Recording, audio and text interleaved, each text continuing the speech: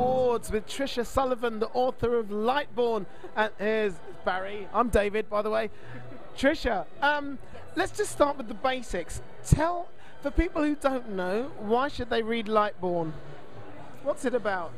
Well, it's about what happens when you can take a substance that's not a substance, light, straight into your brain, and it can do things to you, your mind and body, similar to drugs, only cooler, and it all goes wrong. Where does that come from? Light as drugs? It really is, in my mind, just a direct look at contemporary American society, at the things that happen to our minds with the influences of drugs, culture, all kinds of things that kind of break us down and manipulate us.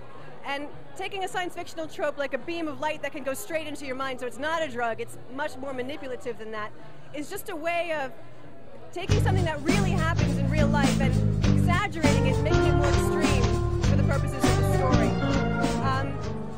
So it's not really science fiction in a sense so much as a fable about modern culture, in my mind. What's the message you want people to take away from your book? I mean, the thing is, people interpret what they will from your book, but I'm really glad that you asked me that, because I definitely don't want anyone to take any message away from my book. When I write, I want to open a space, and I want to throw questions at you, and I want to throw problems at you, and I want the reader to come in and bring their own interpretation, bring their own creative process into it.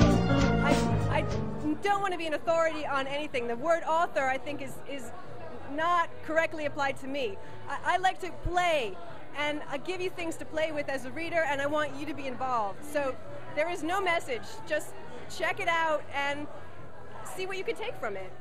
Excellent. Now, we're at the Arthur C Clarke Awards tonight.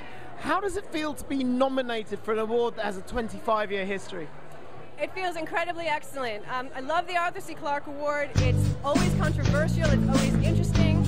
It's very often brilliant books, and certainly the other books on the shortlist this year are incredibly brilliant. Well, that's the thing. I mean, I'm going to ask a hard question. Yeah. What does it feel like to be nominated and not win? I feel great. Can I just tell you? I think Lauren Burke. I think I'm saying her name right. I hope I'm not. I don't think it's Bukes. I met her this weekend at EasterCon, and I think she's just a phenomenon. She's more than just a writer. She's a social activist. She's a journalist. She's a force in this world for good. And I didn't go in expecting to win. I didn't know if Lauren would win. There's a lot of other great writers on the list, but I'm so thrilled for her. She's a breath of fresh air in this genre. Science fiction needs her, and I'm extremely excited for her. So not disappointed at all. Very happy. I just want to say, I'm extremely excited for you. I thought what you did with Lightborn was absolutely fantastic. Thank you. Thank you. Thank you so much for your time. Thank you very much.